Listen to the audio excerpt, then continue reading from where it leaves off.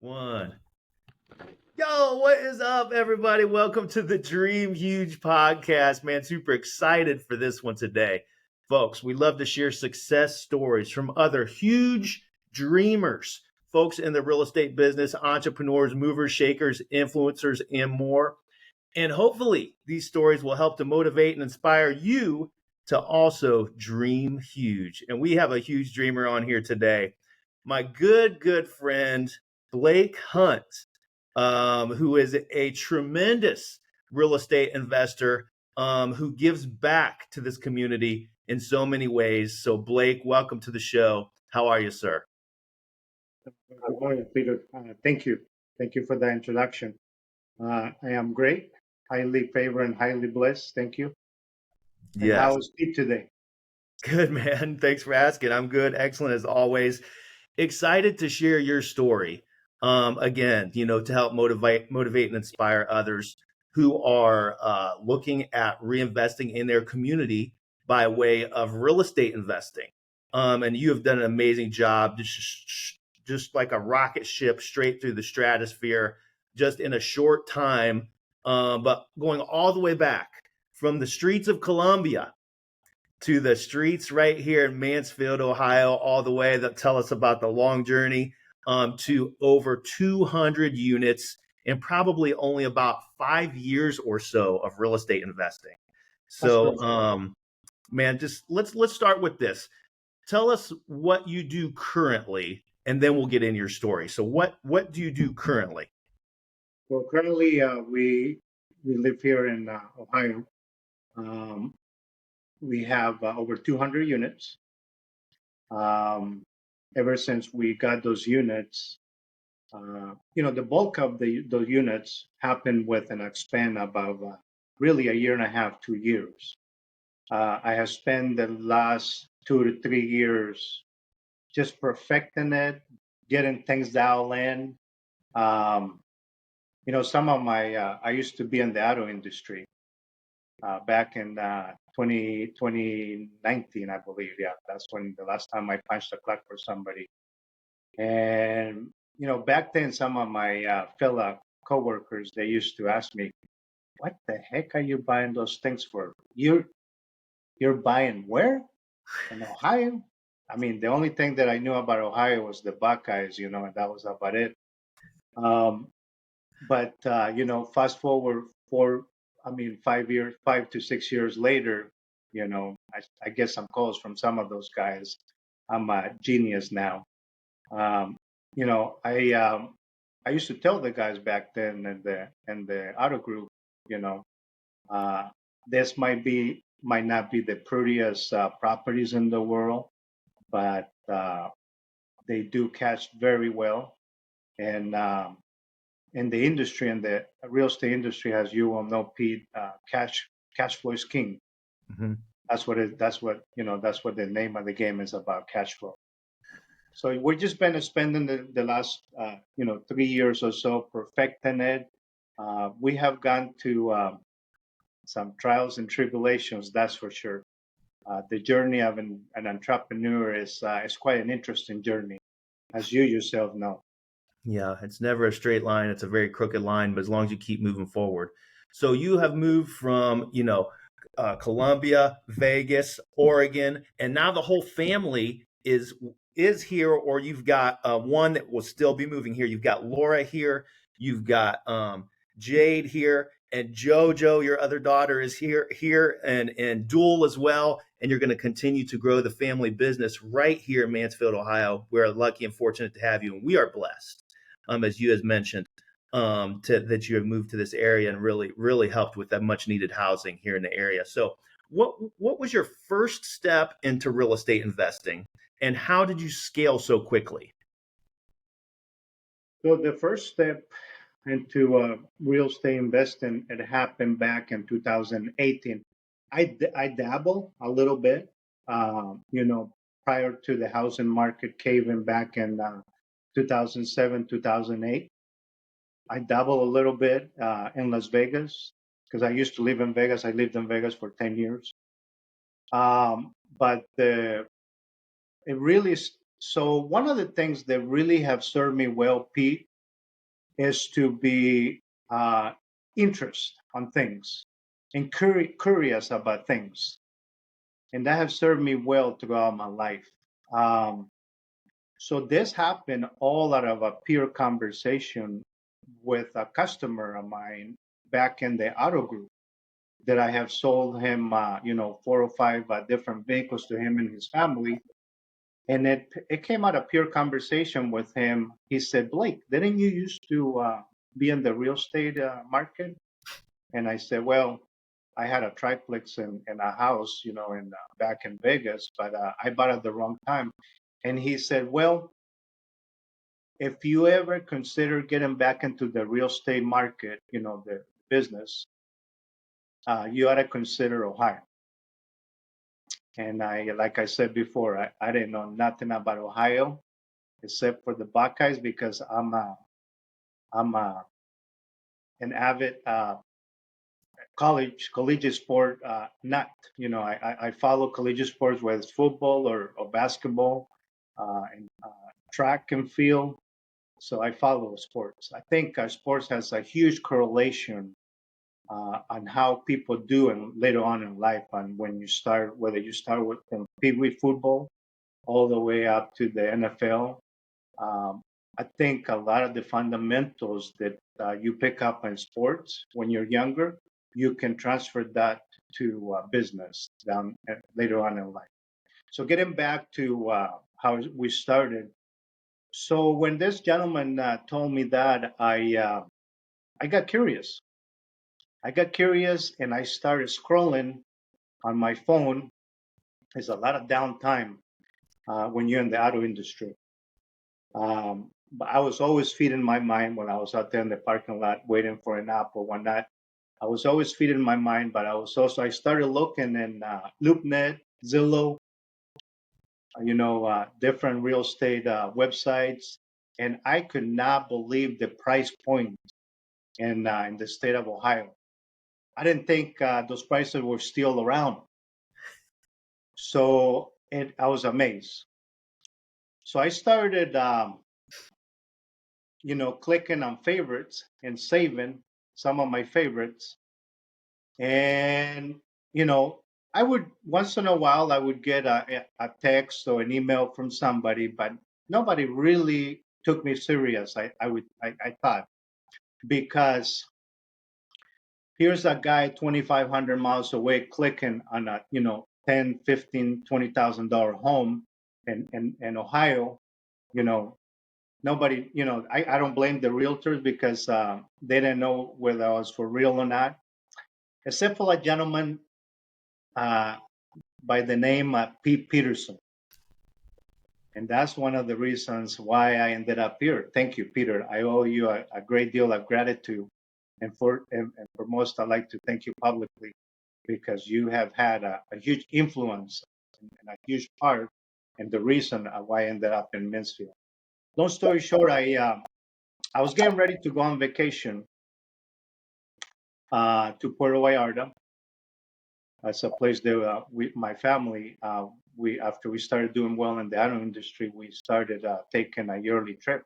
We enjoy really going there. So I get a phone call from Pete Peterson, and you asked me if you introduced yourself, and you asked me if I had a little bit of time to take a look at a property. And I believe you FaceTimed me, or we started talking about a property that you had listed back then.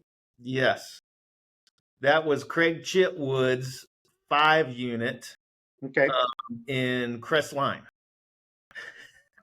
Ohio. Yeah, and we did a FaceTime tour. that's right. But I was getting ready to my mind at the time was on vacation mode. So I asked you that I told you that I would hit you back when I got back from Puerto Vallarta. And sure enough, I got back from vacation, and it just so happens that I was coming to Cleveland, Ohio for a sales convention in Cleveland, Ohio. And I arranged my time around my vacation time that I had around that time in Cleveland. So I scheduled I think the sales convention was on a weekend, and then I scheduled like from Monday until like Wednesday or Thursday extra. So I took about a week off, another week, and then I would drive from Cleveland, Ohio to Mansfield, Ohio, uh, every day in the mornings, and you and I would meet. And we started. I remember the first time where we met at Panera, and you had a stack of properties about this high. And I remember your first words, Blake. Today we're going to see the good, the bad, and the ugly. And you weren't kidding. You weren't kidding. We saw some properties that it's like wow, you know. But it I picked my interest. I felt bad with as told you as I was leaving after you and I looked at so many properties. I felt bad because we've looked at. Do you remember how many properties we looked? Probably Uh, like about quite a 50, few. 60 properties. Yeah. Yeah. And you spent 4 days with me, and I felt bad because I wasn't buying something. And I remember your words. You will. You Yeah. will. So, long story short, went back to Oregon. Uh, I had to go back and start selling my partner in crime, which is my wife, Laura. And I had to start selling her on the idea of refinancing our home. And so we sure enough, we refinanced our home. Um, and then we pulled a trigger on a 4 units in Crestline. It wasn't the original units that you offered me the first time you called me, but it was a 4 units in Crestline that's how I started. And fast forward, 6 years later, we have over 200 units now, and I owe it all. I owe, like I said, a great deal of gratitude to you. No, thank you, man. But I appreciate that. But all I did was do my job. I just picked up the phone and answered the call and did my job. I guess, you know, you took the ball and ran with it from there. So, okay, you still own that original 4 unit, I correct? do. I do. And only 6 years ago, or 5 or 6 years ago. So this is where investors start to struggle.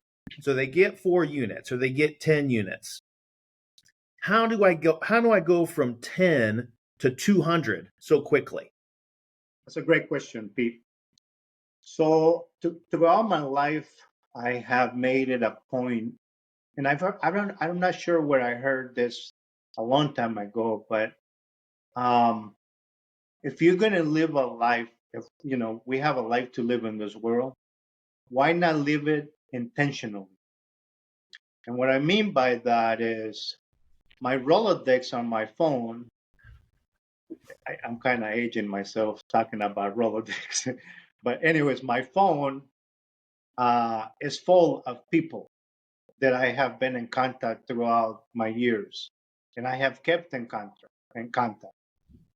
And so I made it a point to, no matter what, whenever I come across somebody and it looks like we have something in common, kindred spirits, or something that we can benefit for each other at some point, or you just never know. You just never know.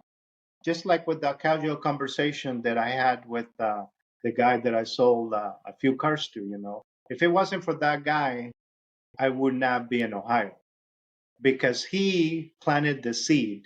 So he Mhm. was flipping homes back in Galion, Ohio. He was fronting the money to his brother-in-law, and they were picking up houses, 12, 15, $20,000, fixing them up and flipping them for, 60, $80,000. But to get back to your question, I have, cultivated my friendships throughout the years.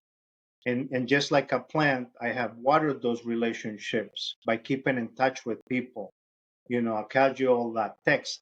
I make it a point that whenever somebody comes to my forefront of my mind, I drop him a line, whether it's a text or a phone call. Hey, Hope everything is well with you. Thinking about you. And some people respond, some people don't. It just depends on how long it's been that you keep in touch with them. But um, so one of the things to get back to the 4 units, fast forward 200 now. I took so when we refinanced our home, I did not pay uh, full cash for the units. I did not buy them outright. I leveraged part of my money that I refinanced my home, and I leveraged my money and I put I believe 25% down on a $90,000 unit. I think it was for a unit, and so I leveraged my money. That's key. So 90,000 times 0.25. So you started in the game with Yeah, $22,500 essentially that you took that's out of the correct. home. Because I refinanced when we refinanced our home. I pulled out 95. Yep. And then I put a down payment on those 4 units, and I'm glad I did. Yeah. I'm glad I did because I would have not had the cash cushion to start my next big uh, project that actually catapulted me to a next level. Yeah. And that was a 31 unit building. So which with this, we got to go back a little bit on our story here. So when you and I looked at those 60 properties, we parked, and you indulged me by showing me a lot of different properties, and you didn't know whether I could afford to buy those properties or not, but you still took the time and showed them to me. In other words, don't put a cap on the buyer. Don't, as a realtor, don't put a cap on the buyer because you never know. That a person might not look like they can afford something, but um, one thing that I've been good at is knocking on doors, and I don't give up knocking on a door until it's open. Yeah.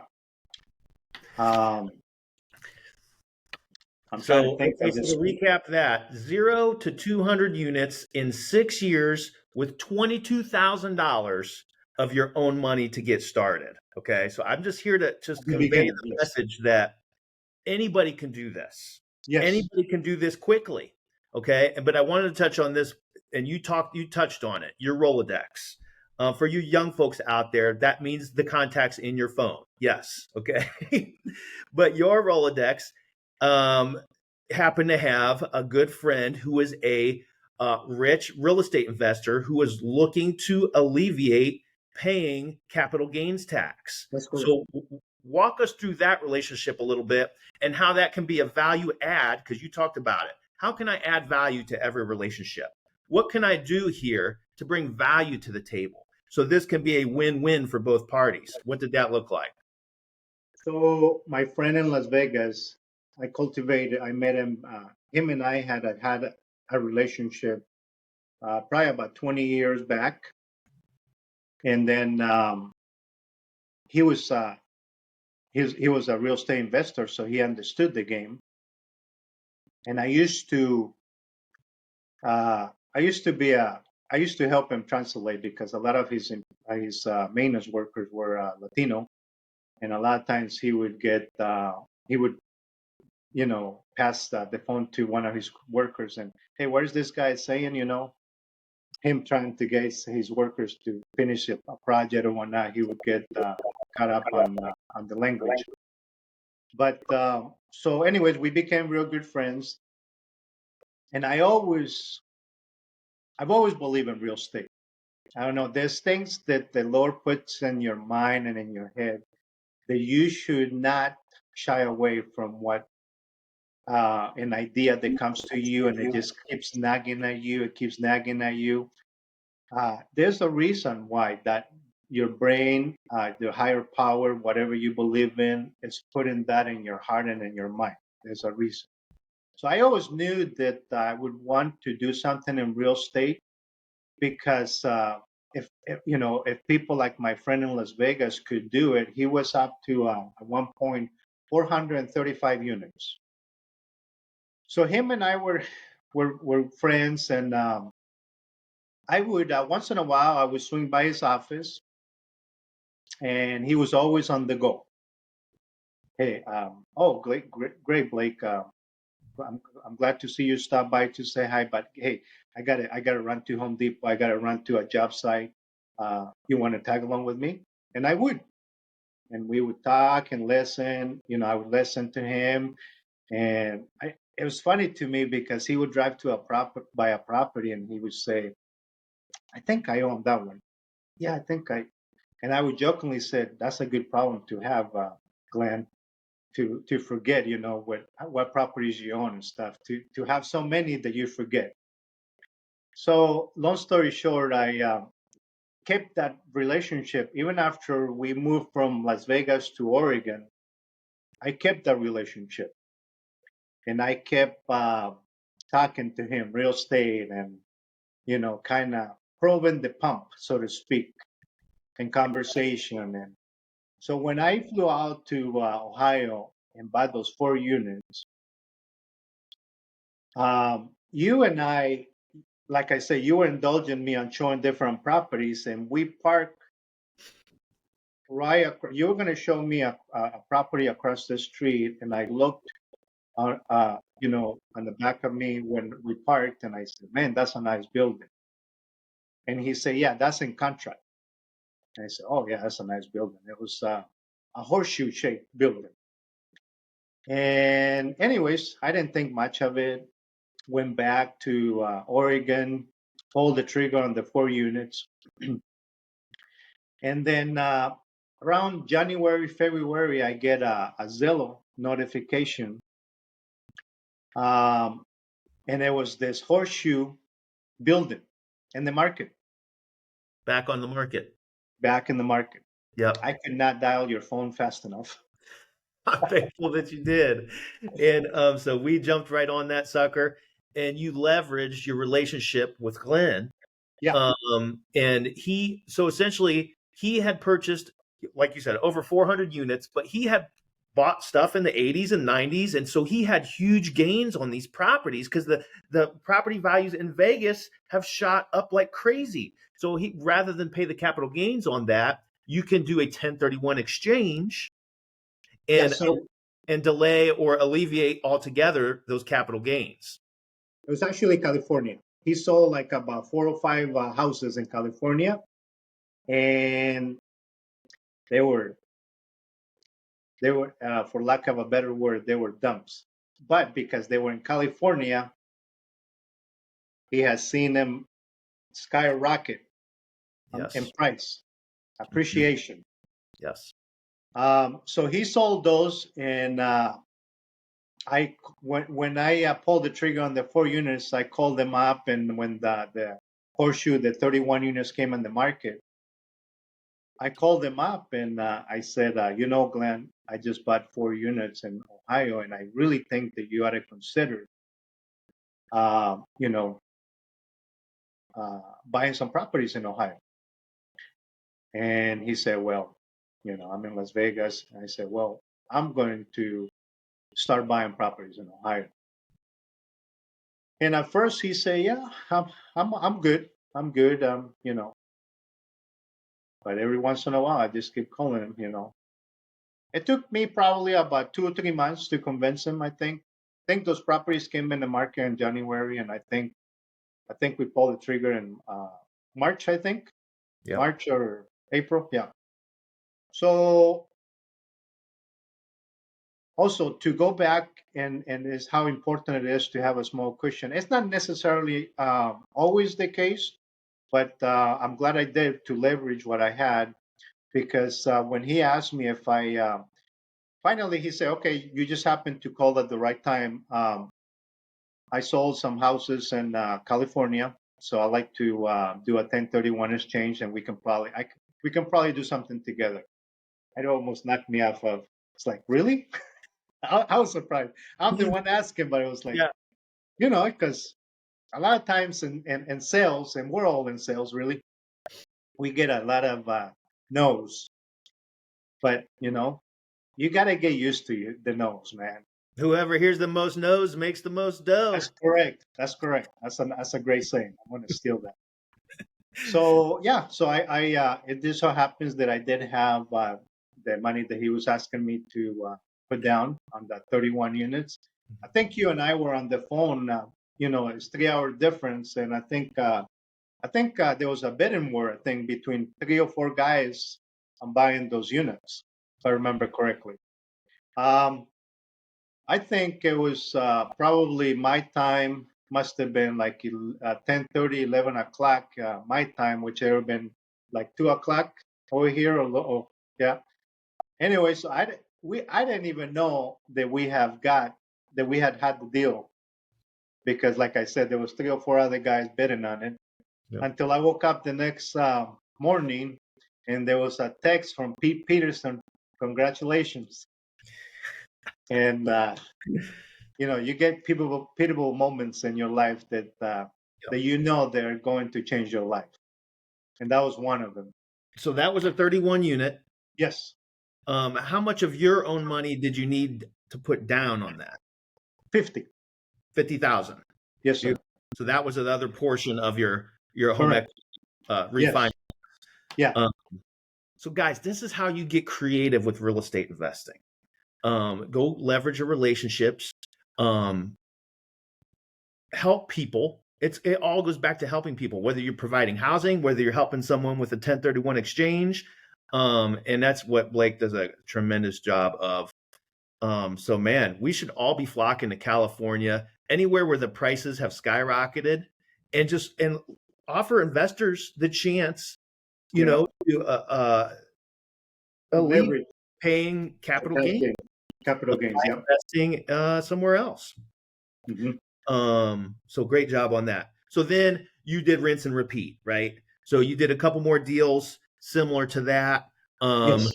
You then reached out and did another seller finance deal with a totally different person Yes. as well. So the same formula, just a different person in another big complex. And so you got three or That was four 40. That was 44 units. yeah, another big complex by the same formula. And And that was interesting also. Like I said, never take no for an answer. No means maybe not right now, So once I started to build some relationships in Mansfield, Ohio, um, I came across a gentleman that have had those 44 units, and he only had it for, I think, about a year and a half. But he also had a full-time business that was taking a lot of his time. So always be on the lookout because you never know where an opportunity is going to come. Sometimes, and being a landlord and investing in real estate is not for everyone. Um, but I think everyone should have at least one or two or three properties extra as a retirement exit plan. Um, Anyways, this gentleman was having to juggle his business and taking care of 44 units. And he found out that it's not all that it's cracked out to be. So when he saw that I had 35 units, him and I had started a relationship, and I kept priming the pump, so to speak, in conversation. And I point blank asked him, I said, before you sell these units, if you consider selling them, because I could tell. Also, get good at reading people and their language and their gestures. Um, I could tell that he was getting to the point that he did not want to get those phone calls after mowing all day. He had a mowing and a landscaping business.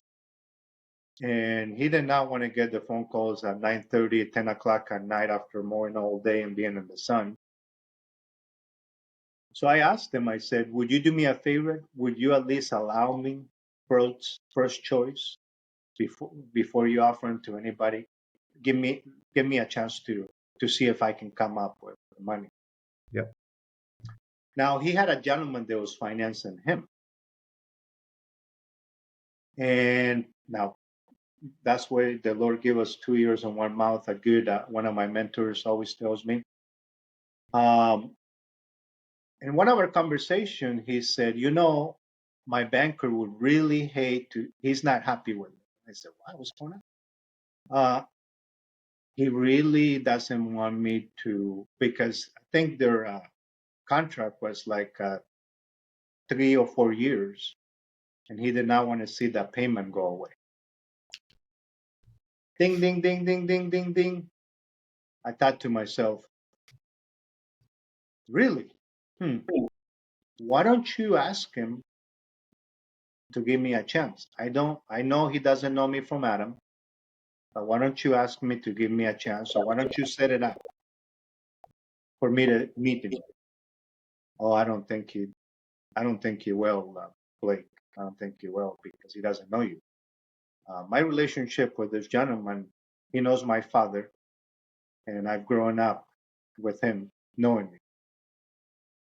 So long story short, I flew out. I convinced him to set up a meeting. I flew out for a breakfast with him, and man, I still remember. I put a little portfolio together. I ran a background check for myself. I ran a credit, all three companies, and then I got three different character letters. I asked for three different character letters. One was one of my bankers already in Las Vegas. The other one was two of my former bosses at the auto group. And actually, one of them is going to sell my house pretty soon in Oregon. And that was one of the guys that wrote a character letter. And he was surprised when I called him back not too long ago, and I asked him that, to get ready to list my house, because I know a lot of realtors in Oregon, but I chose him, and I said, "Do you remember that character letter that you wrote for me? You're one of the reasons why I was able to buy those 44 units."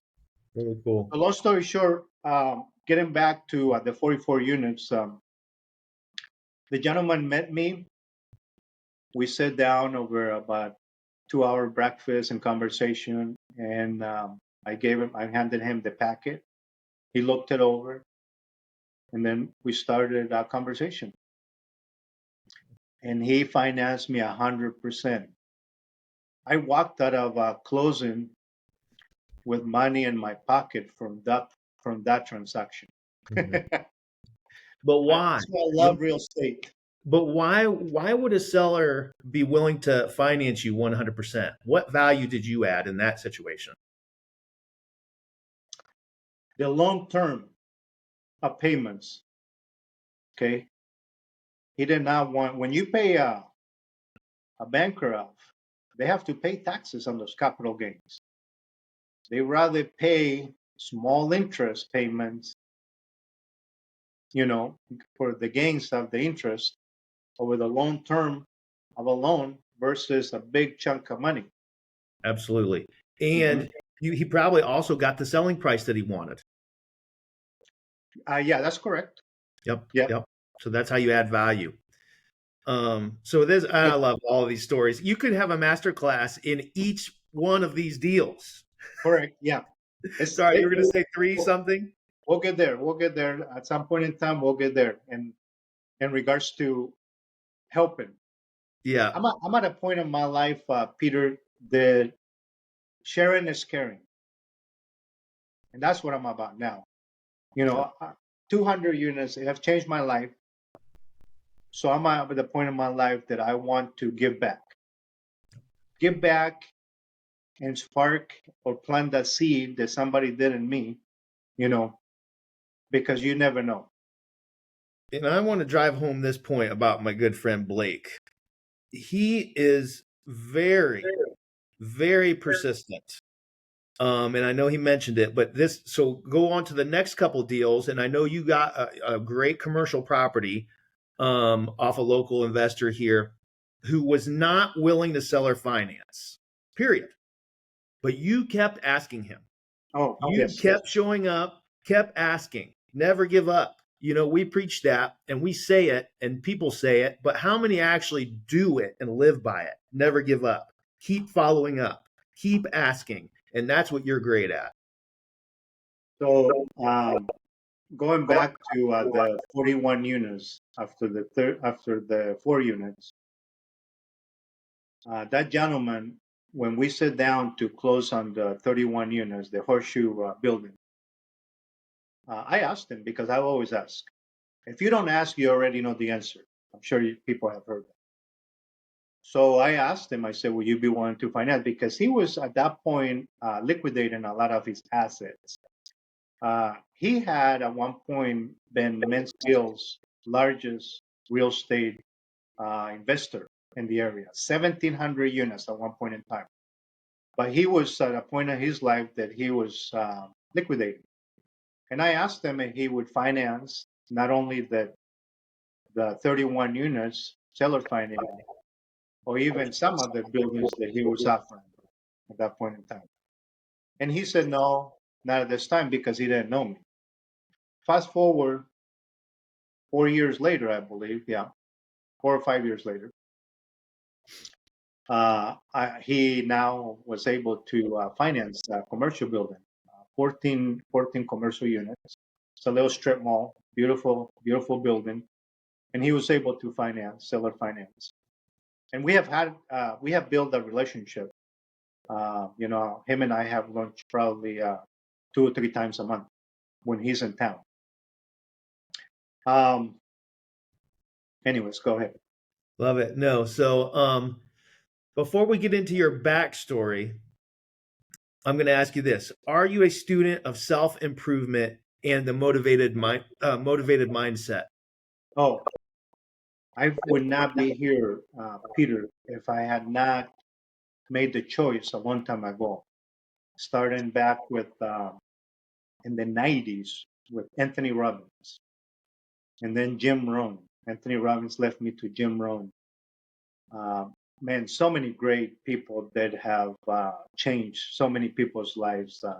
The late Jim Rohn, Zig Ziglar, Brian Tracy, Jeff Olson. What's the gentleman's name? I forget his name. He's black.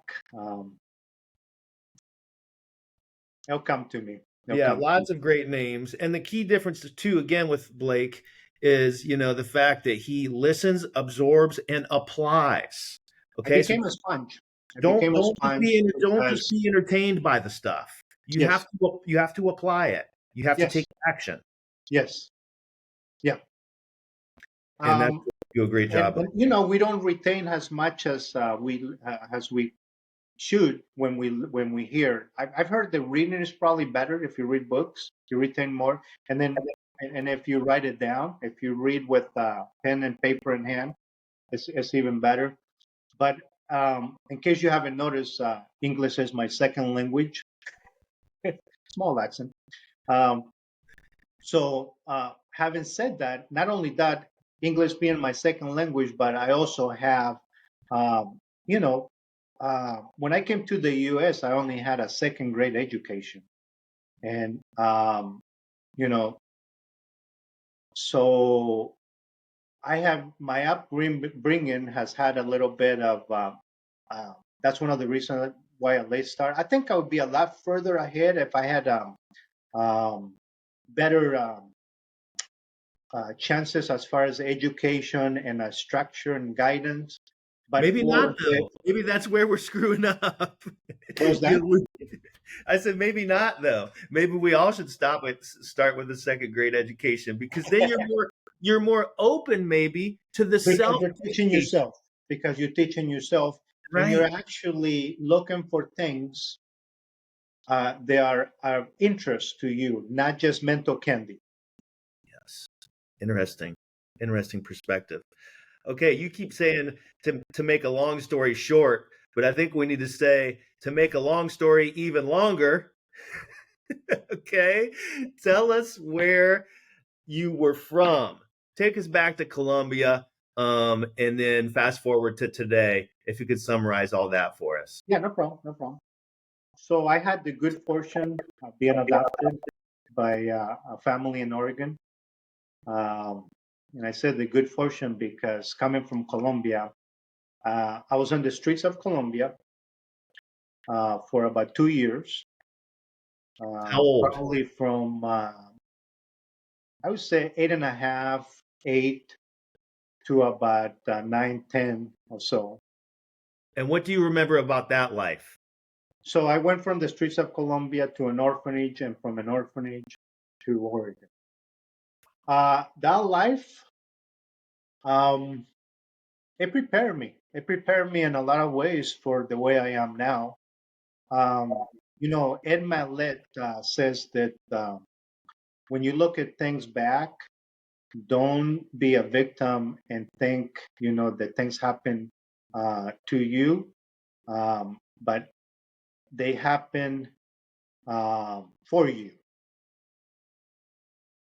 So, I'm grateful, and I don't think I would go back and change anything because that would entail changing who I am today. Mm-hmm. So I lived in the streets of Colombia. I actually, prior to that, my stepfather, um, he was a very abusive man to me and my brothers and my biological mom. And so I saw a lot of things that 5, 6, 7 year olds should not see. Mm-hmm. And then he also was using me as a drug runner. Yeah, he was using me as a drug runner. But I always knew, I had a feeling deep within my soul that something bigger was watching out for me. Something bigger. Today I know who that is, and I don't want to get preachy here or anything like that. I respect all religions and whatever you believe in. But I know that my Lord and Savior was looking out for me that time. Absolutely. No, man. Feel free to preach it, brother. This is your podcast. I was on the orphanage. Speaking from the heart. Thank you. Yep. I was on the orphanage for a little bit, and it was a great time. It was a great time there. Except that, again, I saw some things, and I was witness to things that a kid should not see. A lot of abuse in orphanages. It was a Catholic, and as you will know, a lot of things have come into light throughout the years about uh, when you put a human being and you restrain people to what the Lord made us to do, and that is not to be by ourselves. He made women for a reason. But anyways, that's another topic. I saw some things that I shouldn't have seen, and then I thought that that I was going to a safer place, going into the orphanage, but it turned out that it wasn't. Um, but it took me out of an environment that I could have very easily, which it was the streets, that I could have very easily gone the other way. I saw a lot of things on the streets like glue sniffing and a lot of, you know, glue sniffing is very popular for kids on the streets. You have to find something to combat hunger, abuse, cold nights. So, and they look for things to numb themselves. And that's what some of them look for. Um, Thank God, like I said, I never went any of those routes. I rather beg than steal. And I worked. I was that's more or less where my sales and entrepreneurial spirit begun, because I would help carry people's groceries to their house from the market. And then I started shining shoes. with a shoe shining box. I traded that shoe shining box for a little wheel bearing cart that to carry groceries for, for for people to their home from the market. But I always either ask or work for money. I never stole, which it was a blessing because, like I say, I could have gone bad. Wow. What an amazing story. Blake Hunt. I know the book is coming out soon. We can't wait for that. Um, Blake Hunt, Chief Executive Officer, founder of MAD Properties. What does MAD stand for? Making a difference. Tell me about that.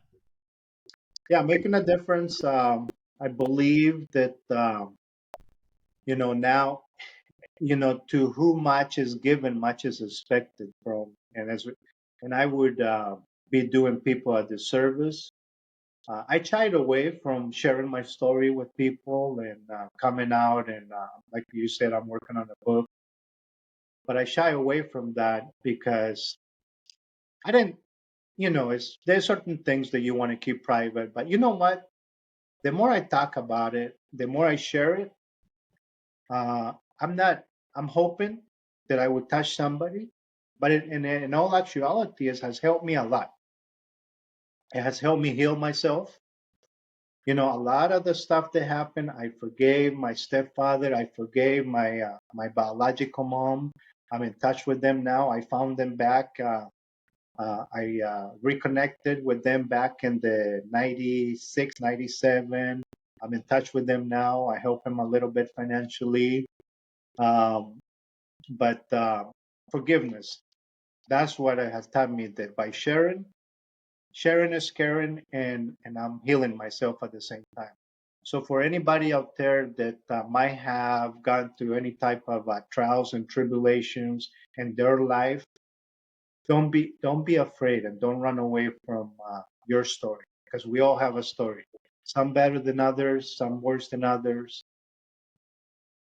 That's great advice. The highest human act is to inspire others. And, Amen to that. great job, Blake, on opening up and being willing to share your story. Because at the end of the day, it's not about Blake, it's about your story helping the next generation. Yep. When we become unselfish and we are willing to share publicly, like you Yep. have, and Yep. vulnerable, Yep. and you do that, and huge kudos to you and respect to you for doing that. And I know you have inspired many. So awesome job. A couple of things that I want to mention. Go ahead. Go ahead. I'm sorry. No, I was just going to say, just to kind of wrap up, what would you offer to a beginner? What advice? Take a chance on yourself. Take a chance. Don't be afraid. Um, you know, we're in this world for a very short time. Sometimes we live our lives thinking that we're, you know, uh, is it finite? Finite is immortal, right? Mm-hmm. But we're only here for a short time. Um, so take a chance on yourself, because you never know. You do not know where an opportunity is going to, and opportunities, they come in the strangest ways that you don't, you just don't know. There's a saying, when the student is ready, the teacher will appear, whether it's an opportunity or somebody that will plant a seed, an encouragement in your life, and will just completely change your life. Think about I that was that one relationship for you. And I Yeah, preach that we're always only one relationship away. yeah. And that was that one relationship for you at the card when you were working at the card. Douglas Ludless is his name. Douglas Ludless. I actually went back Douglas. and but which is very small compared to how much he has changed my life by conversation. I bought a gift card for him and his wife to go out to dinner.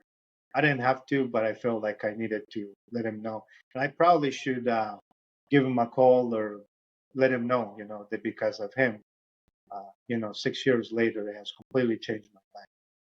So cultivate relationships, water them, like you do plant. It's hard to have a relationship if you don't keep in touch with people, if you don't go out of your way and make it a point to keep in touch with people.